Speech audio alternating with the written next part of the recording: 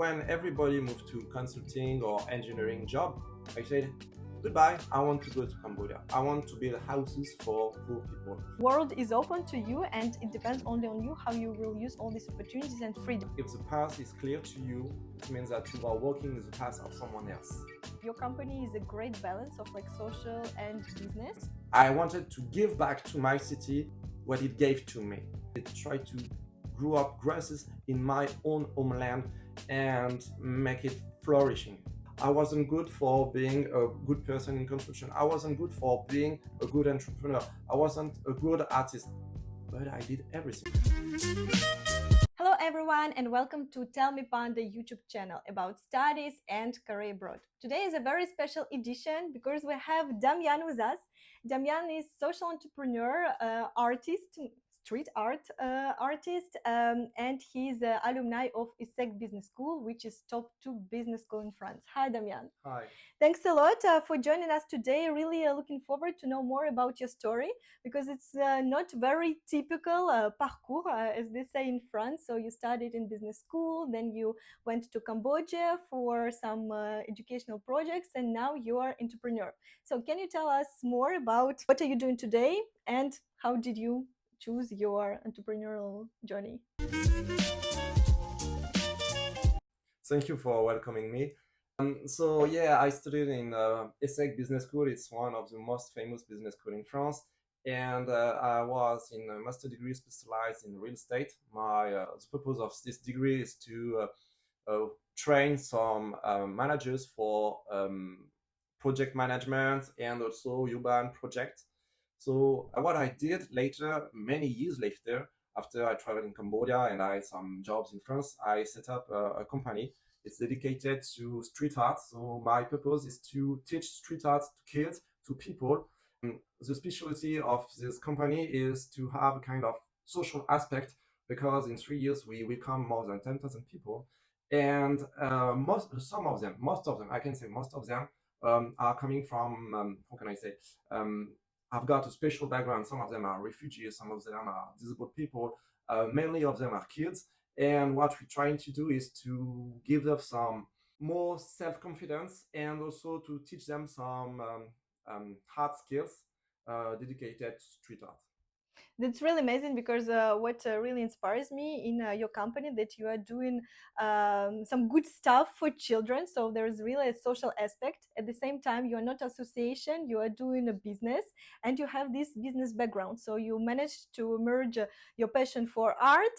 And you are doing something great for children, and at the same time you are managing a company and it's growing actually.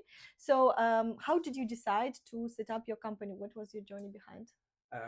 What happened is in 4 years ago, there was a sanitary crisis, and my previous company was dedicated to the co-working. So I had to welcome some workers, laborers, and give them some spaces for working.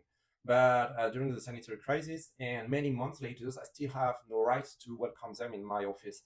So during this time, I had the opportunity to practice art in my home, in my office. And I met someone who was an artist, who was a street artist. And I told him, if you want, we can work together. You bring your art skills, I bring my management skills, and we will develop a new company together. So this is how we started. And we were extremely surprised because just a few months after we started to work together, I started to communicate to the schools. And many schools were very interested by what we're doing. And we moved to many schools in Ile-de-France. It's a Paris region, wide district, to create some street art wall with the kids. And step by step, we developed new activities like birthdays party, team building, and also some social projects. That's really great. But like, was it your intention since your childhood to become entrepreneur? That's why you decided to do your studies at ESSEC, or you decided it later? Because like when we go to business school, like in France they say voie royale, right? When you go like to prépa, then you go to grande école, and then you are doing your internship in best consultant companies, and then you get your CDI, and you have all the success in life. Well, kind of like success, definition of success is also like interesting topic.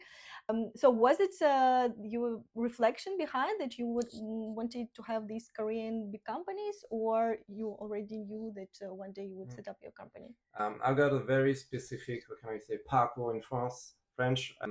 It's my family. It's a family of entrepreneurs. My parents are entrepreneurs. My sister is an entrepreneur. My grandparents are entrepreneurs, and many people, uncles, aunts, etc., are entrepreneurs. So I grew up with this kind of mindset. And for sure, when I was young, my purpose is to take back the business of my parents, but they sold it. They sold it many years ago. And so I wanted to do the same thing, set up my own company, make it profitable and sell it and be retired very early. But the issue is my parents were very good entrepreneurs, but they had no education. They didn't have this chance. But they gave me the opportunity to have better education. But generally, education, culture, it's a kind of, how can I say, family inheritance. So when you come from a very well-educated family, that you can get something from your parents. I had nothing except this entrepreneur's mindset. So when I was cool, I was in this kind of special school. We call it ZEP. It's mean for how can I say, very high priority education sectors. So it's meant for students who've got a lot of difficulties. And for my, like we say in French, college and later high school. So I don't remember how we say in like middle school and high school. Middle school and high school in English. Chance of being in the worst classroom that can happen. We had very, very low success in terms for the diplomas.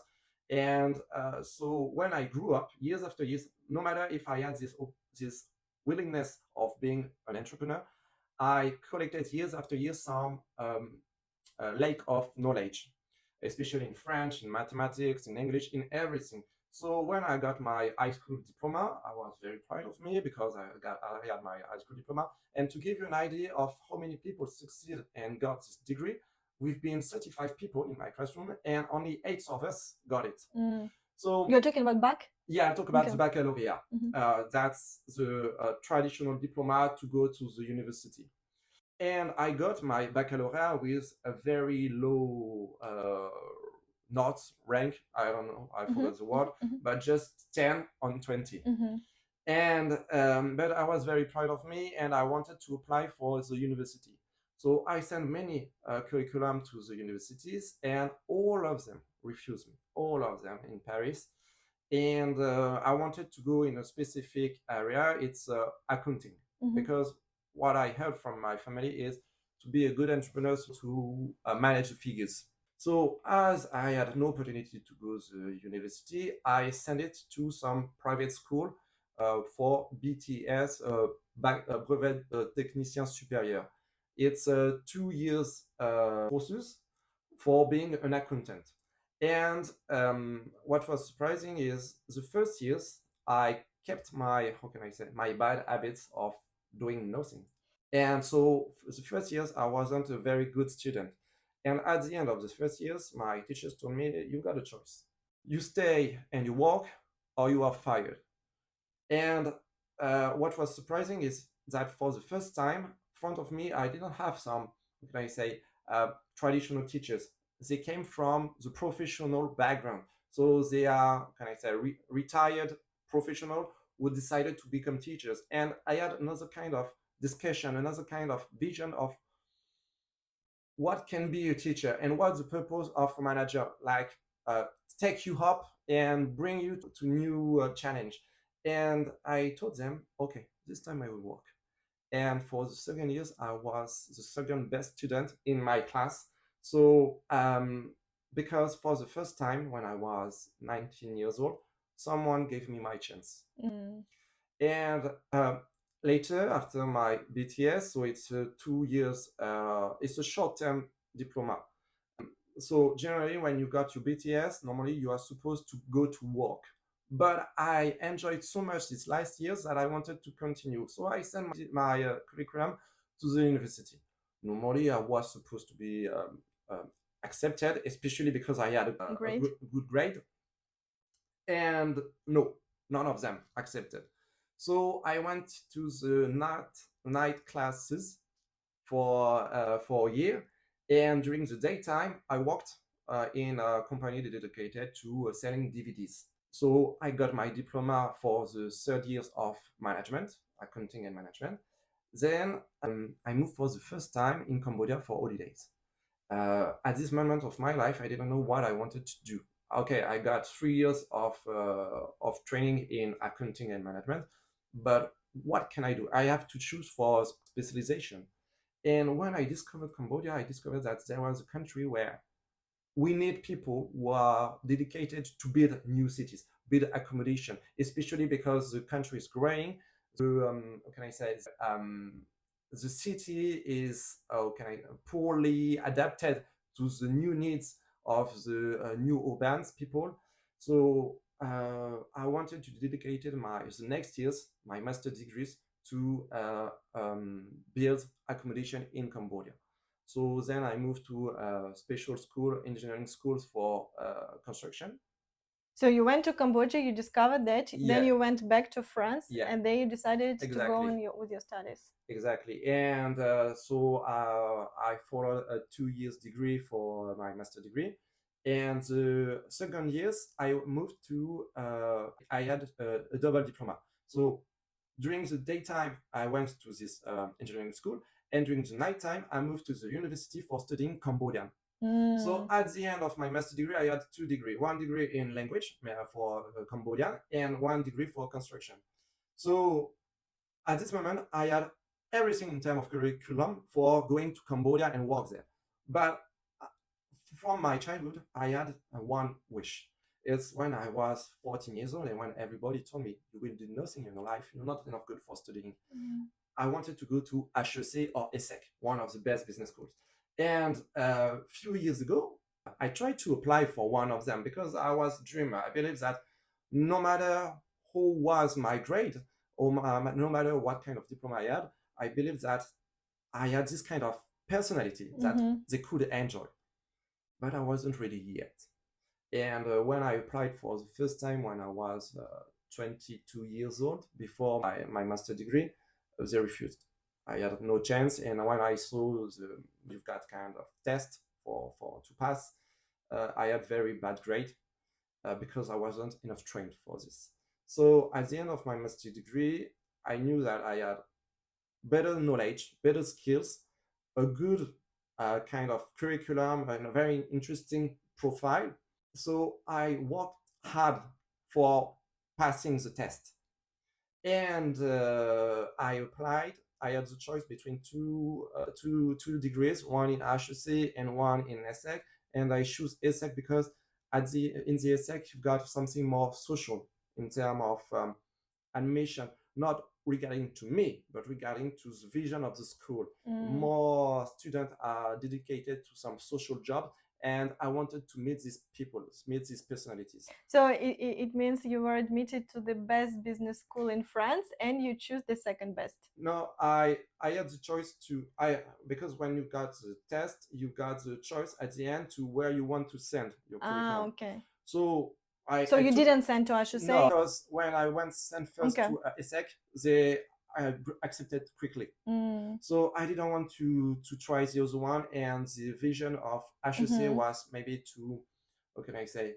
Capitalistic. Not capitalistic, but less social. That's what I expected. Okay. And so I've been accepted to ESSEC. And what was surprising is at the first day of in this school, so I was extremely happy because it was the cherry on the cake for me. And this quote is very important because at the end of my curriculum, I discovered that it was just a cherry. What I did in my previous years was the cake. So I wanted to share something with you. An experience is when I came in this school for the first day, everybody talked about what they did before, what kind of engineering school, what kind of prepa, you got in France, you got 2 years for going to the high school, to the best schools. And I explained what I did.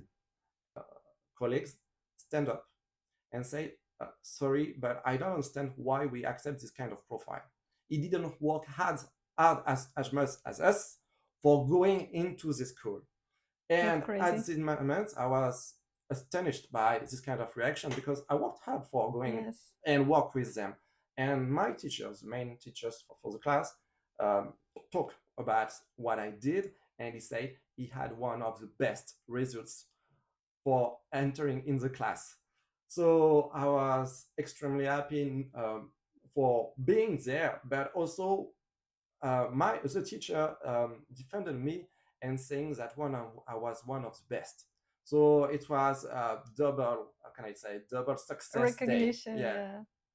No, that's really crazy because what you said, you got so many rejections on your academic journey, and still you were very persistent and you wanted to prove that actually you can do this. Because in France, it's true that they are very obsessed with this idea of prépa, and we as international, when we join school, they think that we cheated the system because like we didn't work hard during though like we did work hard, just in our countries with a bit different system. And what are you saying? It means even like between French people, you do have this competition, not only like to get into best business schools, but also the way is even more important sometimes, like in mind of people, which like for me it's completely crazy, but that's really impressive. So you managed to do one of the best business school, but going through a different academic way, and still it was possible. The goal is not it's not the finish line, is the way that you take to go to your goal. And for me, for sure, I wasn't sure about how to go to ESSEC school or one of the best business school. But what I was sure is I want to collect as much as knowledge as possible because I really enjoy the studies after the baccalaureate. So it maybe from my point of view now at 35 years old, it's not necessary to go to the ESSEC according to what I'm doing now as an artist. But what is sure is I prove to everybody that it is possible. No matter from where you come from, no matter if you've been one of the worst students when you were a kid, if one day you see the light, if one day someone trusts in you, you will find the resources inside you for, what can I say, for going beyond that what you expected. That's a very important point, because sometimes I talk to people and they say like, oh, I applied to this school. I said, why did you apply to the best one? Well, because I'm not sure, like I'm not good enough. So sometimes students, they judge themselves. Well, I don't think they judge themselves. Someone probably told them. So they even don't try to apply for the best opportunities because they already underestimate their talents, or they say like, okay, I don't have excellent grades, or like whatever, just they think that these studies are for someone else, scholarship are for someone else and not for them. So it's a very good point. And once you graduated, were you happy with the quality of education, with the opportunities it gave to you? What was the outcome of this cherry on the cake? Yeah. It's surprising because very quickly I discovered that it was just a cherry. You've got a kind of, what can I say, everybody knows ESSEC. No matter if I go abroad, especially in some specific country, like Western countries or very international company, everybody knows ESSEC. And it's a kind of black belt for a student, a black belt, because I do judo. Okay. And but in terms of education, in comparison with what I learned before in my previous master from traditional high school, from a traditional engineering school, it was very similar. The main difference were the size of the building, the degrees of the teachers, all the facilities, and the fact that we moved abroad for a kind of studying journeys, this kind of thing, makes that ESSEC is different. But in terms of education, it very look like from what I learned before. And I didn't change, even me, even in myself, I didn't change so much. The students that I was before ESSEC and after ESSEC, I was exactly the same. I knew that before ESSEC, I wanted to do great things and have a huge impact in my environment. And after ESSEC, it was exactly the same thing. I didn't have the feeling that a lot of doors will be open for me after ESSEC. No matter when I went to the school, they said, you belong to the elite. You belong to the best of the best. This is what they say when you come from, when you are on the first day. But for me, maybe you belong to a kind of elite if you want to continue to follow the path that they trace for you. But if you want to take another path, you will have to dig by yourself your way to your goal. And that's maybe the from me the real difference is you belong to an elite, but one of the elite, not to all the elite. For example, if you want to work in another sector, if you want to work in another country, it's you are seen totally differently. I completely get your point, because that's what I also felt. I did ECP, so it's top 3 in France, but I was doing a dual degree. The program with my Moscow University, and actually I knew that the school is really good, but I didn't realize back the time at which extent it was super important, the name of school in France. And then even when you're looking for apartment, you say you're from UCP, and they look at you like in a different way because they are son or daughter, they dream to do ECP.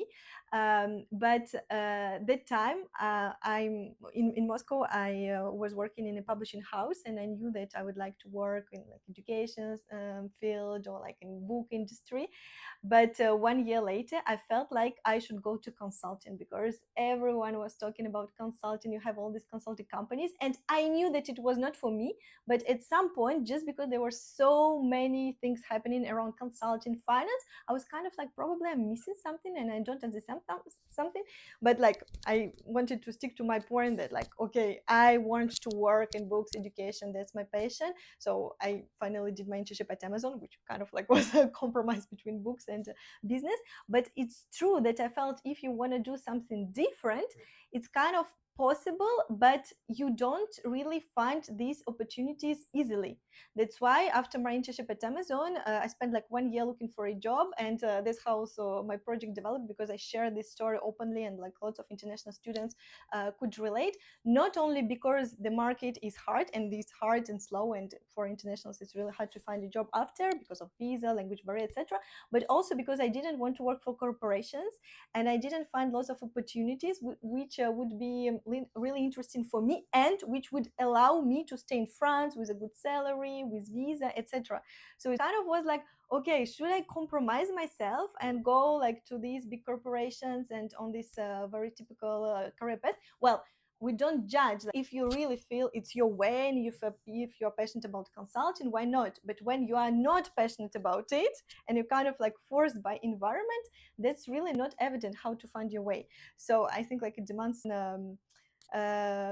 certain reflection and readiness to struggle, like, and to go to your dream. So for you, when you realize that environment push you to do kind of like typical career path, like how did you manage still to be true to yourself and not to go with everyone else and to build something different?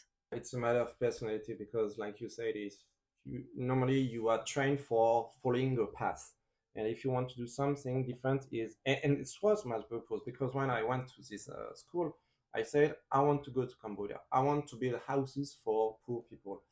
And so when everybody moved to consulting or engineering job, I said, goodbye, may I go somewhere else? I don't want to follow you. So this is exactly what I did. When I was in ESSEC Business School, I met many people in construction sectors, because I did my internship in Cambodia. So just a few months later, they called me back and said, Damien, do you want to come back in Cambodia? And I say yes. So I had a job extremely quickly and a good position. So as far as I know, you work building schools, literally building schools, like managing these projects for children in Cambodia, right? Yeah. Can you tell us more about it? I worked for Pour un sourire d'enfant. It's a famous French NGO in Cambodia, but it's Cambodian NGO now, because all the direction is managed by Cambodian now. And so the purpose of this NGO is to pick up the kids from, how can I say, management site. And because in Cambodia many kids work there sorting garbages, and so they exchange rice bag to their family to bring the kid to the schools.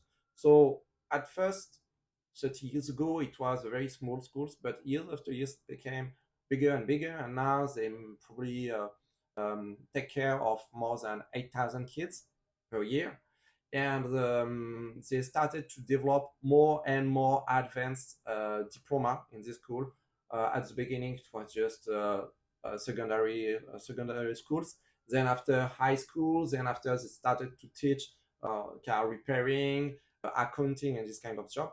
Then when I arrived there, they wanted to build a new building dedicated to third services sectors like selling, I don't have the word in English, but many It's things okay. related to the third services. So very more university grade. And so my purpose was to follow up the site management, and this is what I did in Cambodia. And was it the moment when you realized that you are making a job which make a lot of sense and that made you fulfilled? How did you feel? It's what was surprising is when I was there, when I talked to the kids and saying that I was in charge of building the new schools, all of them they smiled to me, and it was it was something very powerful because I had the feeling that I did something very useful for them, and they knew it, and they thanked me a lot for what I did, and I had the feeling to belong to kind of family. Especially, I just had to move to the restaurant, to go outside, and sometimes I met some students from this school, and I talk to them, and no matter if they are students or if they are workers, when you are telling what you're doing for the next generation, everybody was so proud of you, and this is what I really enjoy. It had a very huge impact in my life and my vision of what I wanted to do. I guess it's very transformative journey. That's when you understand that all your knowledge and your skills and the whole your academic journey and also professional experience you use to do something really good for these children who probably wouldn't have future if you didn't do that, because like school is kind of like trampoline to a better life. And what I really like on your LinkedIn profile, you put a phrase which really touched me. It took me years to realize that the greatest reward I've ever received was the smiles of the Cambodian students from the Association Graffiti Solidaire through Acaci'Art. I now share the secret to happiness. So it was really like a switching point in your life, and that's how you decided to set up your company.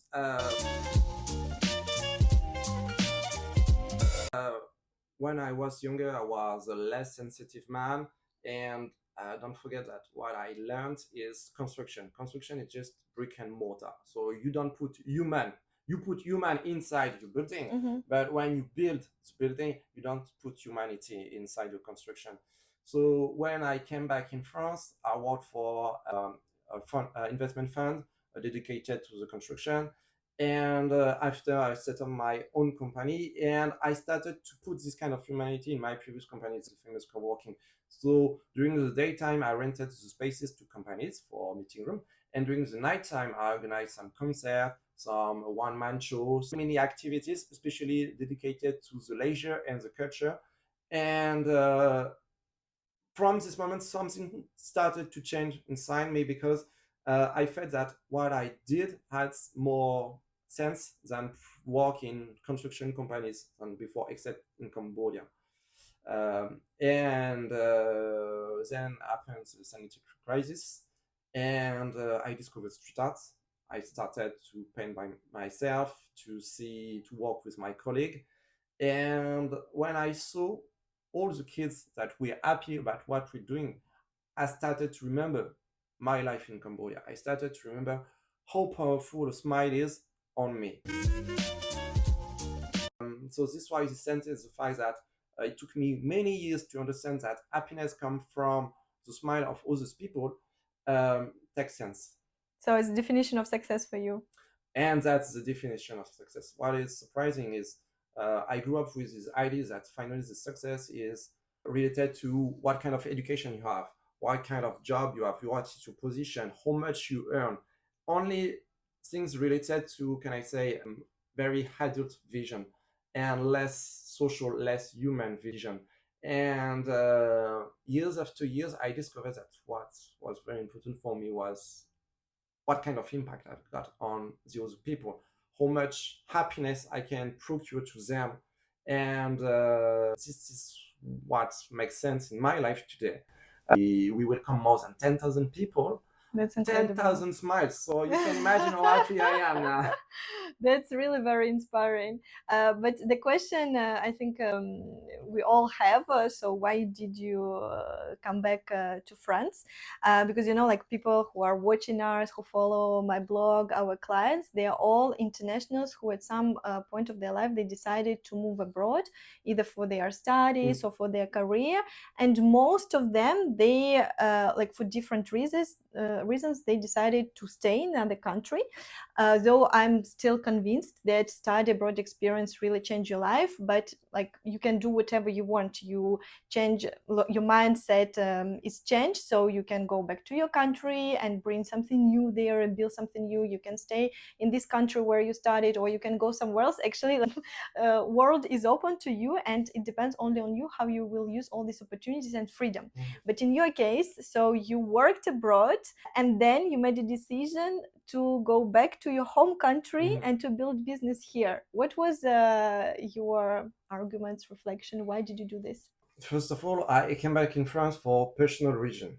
But when I arrived back in France, the first thing that I wanted to do is to move back abroad, go in Africa, maybe North Africa or South Africa. I wanted to keep going to work in this developing country.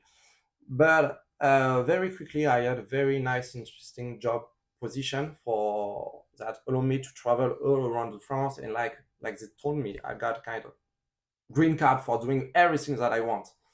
But finally, it's not what happened, because no matter how much liberty we give you, at one moment there's some liberty that's the kind of line that you mustn't cross. But sometimes I don't see the line.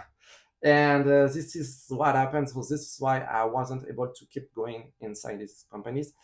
And what is surprising is I set up my business in my hometown, because years after years, I discovered that my hometown gave me a lot, because I had my family there, my friends there, I studied there, I enjoyed a lot of very good times there. So I had the thing that I got kind of, can I say, I wanted to give back to my city what it gave to me. So this is what I wanted to do something for the people that I know, for the people near to me, for my hometown.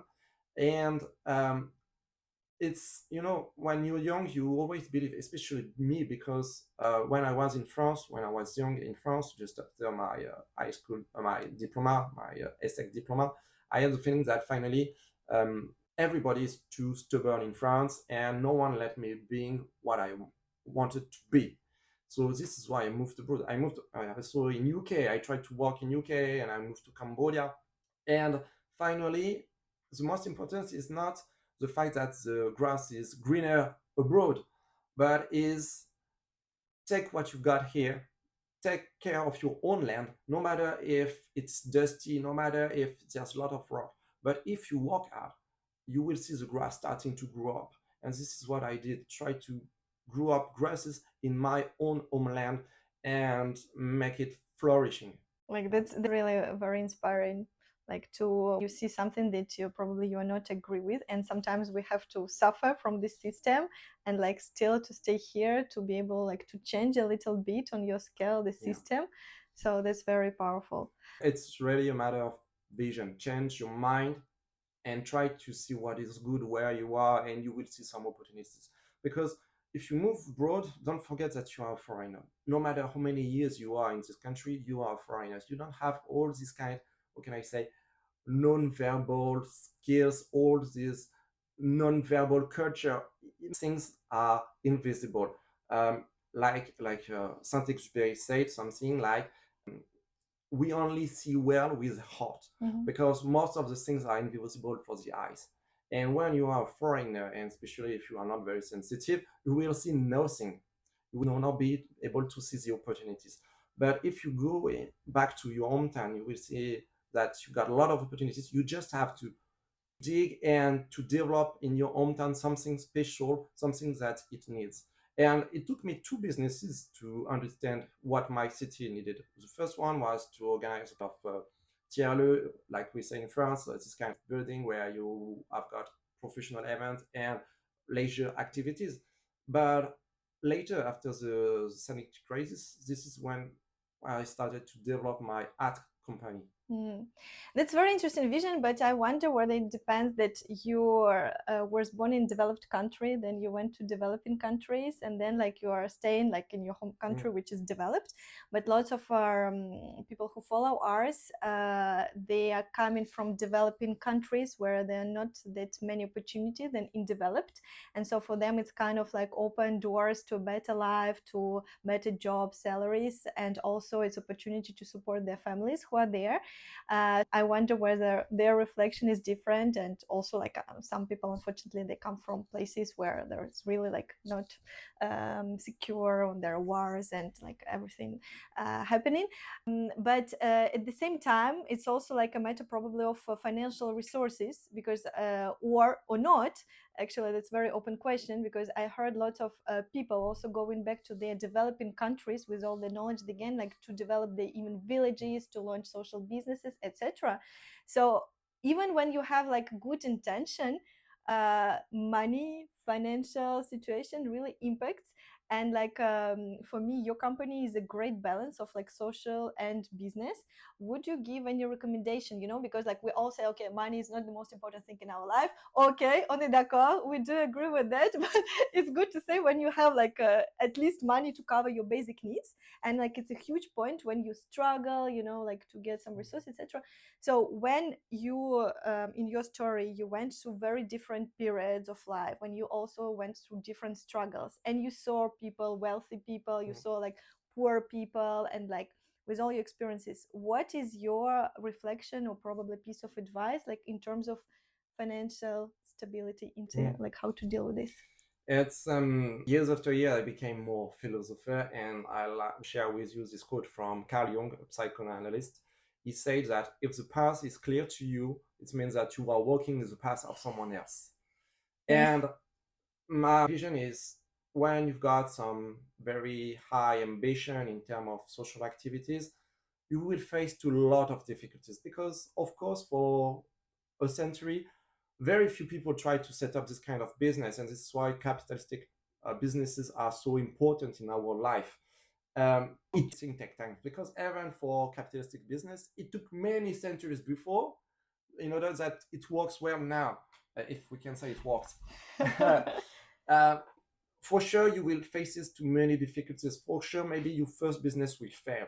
The second one also probably. But as for the third one, you learn so many things that probably you will succeed. But it's a matter of also what is success for you. So for me, it's how many smiles I get. But of course, I've got a simple life. Of course, sometimes I've got some financial difficulties, and I have to take care to my funds. But it's a matter of patience. If you are patient, everything will come step by step. And for sure, for someone like me who's got a lot of energy, would love to rush, it was a very long way to change my mindset and be more, can I say, open-minded to what come to me, and not what can I do to change the world. So it's like being in kind of river. You just have to follow the flow and not try to swim in river's way of the flow. I think it's a very powerful message to all of you who probably already have an idea what you'd like to do in your life, and you are not sure like how to do it exactly, and also you kind of feel probably stuck between traditional career path and like your dreams. And Damien, your example is really like you're very empowering, so because you prove with your own life that still it is possible. Because we hear a lot, oh, impossible is possible, dreams should come true, blah blah blah. But actually in real life it's not that evident, especially when people around you or society push you to do something else. So it's kind of like very rare example. So thanks a lot for sharing that. What would be one piece of advice which you would share with our followers? Enjoy every day of the life, because yesterday is over and tomorrow you don't know if it will happen. Just enjoy today. That's pretty good. That's really great. And the last question I have, we talked a lot about education in general, like high school and universities, and then you saw how it's going like in other countries. So what do you think about education system today? Large question, but probably you have your I just can talk about the French system. The educational French system, its purpose is to train students in order to be good professional for the big companies. So if you are dedicated, if you accept to follow this way, follow this way. But if you not this kind of person, yeah, you will struggle. So it's kind of personality, and I think that not everybody is good for being an entrepreneur. Not everybody is good for doing some social business. Not everybody is good for being an artist. But from what I learned from my own experience, I wasn't good for being a good student. I wasn't good for being a good person in construction. I wasn't good for being a good entrepreneur. I wasn't a good artist, but I did everything, and it worked. No matter how good my results were, but I did. I tried, and that's most important. Try it. not to give up. Never give up. Thanks a lot, Damien. So, guys, I hope you really enjoyed our conversation and you have many insights from Damien's story. So, let us know in comments what idea touched you more. And if you have any questions, so we'll answer you in comments. Don't forget to follow Tell Me Panda YouTube channel. And we wish you all the best in your study and career abroad dreams. We know that it's not easy, but you can make it if you don't give up. Thank you very much.